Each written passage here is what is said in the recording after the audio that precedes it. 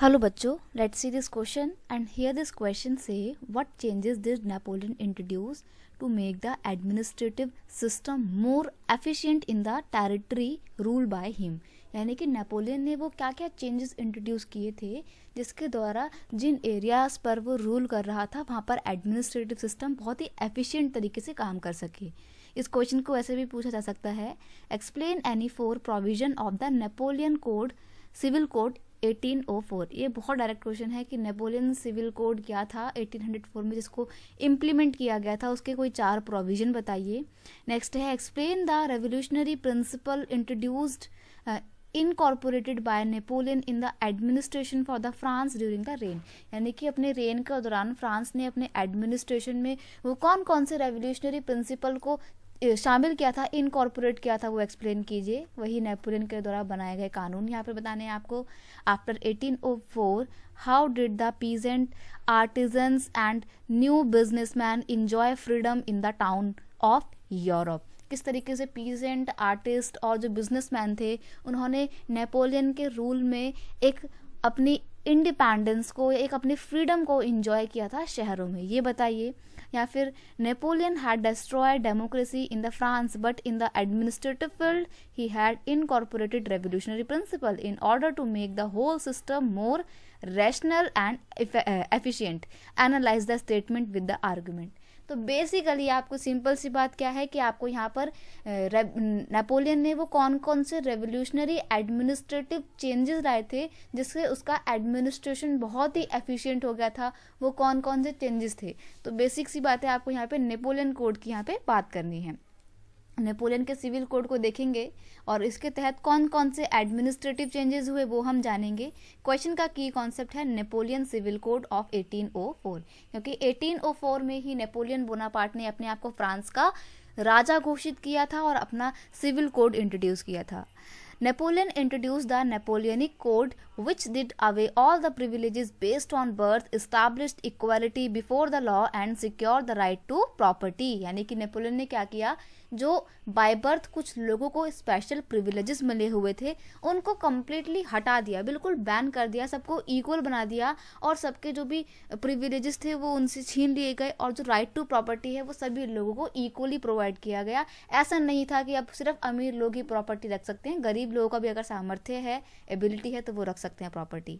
In many part of the Europe, like in the Dutch Republic, Switzerland, Italy and Germany, he simplified the administrative division। यानी कि in country में Napoleon ने अपना administrative division और simplify कर दिया था and abolish the feudal system and free the peasant from the serfdom and manorial dues. देखो फ्यूडल सिस्टम में क्या होता है कि एक पर्टिकुलर लैंड जो है राजा अपने ही सगे संबंधियों में बांट देता है और फिर जो पर्टिकुलर एक लैंड जो जिस एक नोबल को मिला है वो नोबल वहाँ पर अपने एरिया में पीजेंट से काम करवाएगा, वो भी बिना किसी पैसों के, जिसको आप लोग बोलते हो वर्क विदाउट पेमेंट, बेकार जिसको हिंदी में बोला जाता है।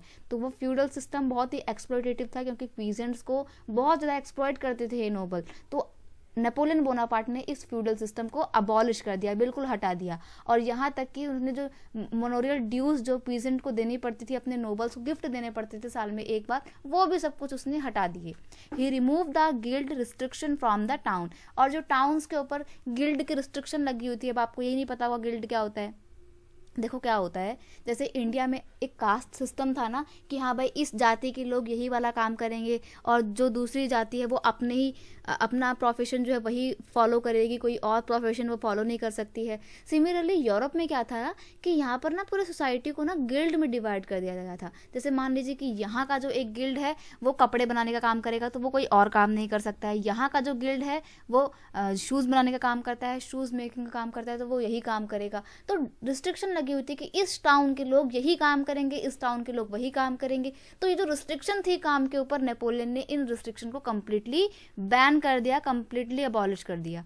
ये चेंजेस लाया था नेपोलियन अपने एडमिनिस्ट्रेशन में। और नेक्स्ट है uniform laws, standardise weight and the measure and the common national currency was also introduce. ये बहुत अच्छा चेंज था कि सबके लिए अब एक समान कानून था। पता है पहले क्या हुआ करता था, जैसे मान लीजिए कि आप एक व्यापारी हो, आप एक बिजनेसमैन हो, आप अपना सामान सामान बेचने जाओगे तो आपको थोड़ा बहुत तो टैक्स भी देना पड़ेगा।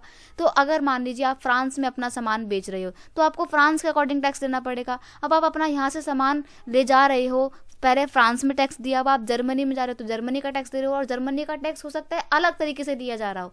क्यों? क्योंकि वहाँ पे टैक्स लेने का जो एक रेट था ना वो अलग अलग था। हो सकता है कि फ्रांस के लोग आपसे सिर्फ 5% ले रहे हो, वहीं जर्मनी के लोग आपसे 8% ले रहे हो सकता है ब्रिटेन के लोग आपसे 20% ले रहे हो। तो ये जो अलग अलग रेट पे आपसे टैक्स लिया जा रहा था, ये कितना एक्सप्लॉइटेटिव है और कितना परेशान कर देगा। हो सकता है कि यहाँ पर फ्रांस में जो कपड़ा है वो मीटर के हिसाब से नापा जा रहा हो, जर्मनी में किलो के हिसाब से नापा जा रहा है, तो यूनिट ना फिक्स नहीं हुआ करती थी पहले। ये बहुत बड़ी प्रॉब्लम थी, स्पेशली बिजनेसमैन के आगे तो ये एक बहुत बड़ी प्रॉब्लम थी। तो नेपोलियन ने इन सभी प्रॉब्लम्स को एक सॉल्यूशन निकालते हुए सभी चीज़ों का एक स्टैंडर्ड फॉर्म जो है वो लागू कर दिया, जो हर जगह फॉलो किया जाता था। यहाँ तक कि कॉमन करेंसी भी इंट्रोड्यूस कर दी जो हर जगह लागू होती थी। तो ये कुछ चेंजेस थे नेपोलियन ने लाया था 1804 में, और ये काफ़ी अच्छे रेवोल्यूशनरी चेंजेस थे जिन्होंने काफ़ी हद तक आज के मॉडर्न वर्ल्ड को भी प्रभावित किया है। तो ये था Napoleonic civil code 1804। I hope you understand it well. Best of luck.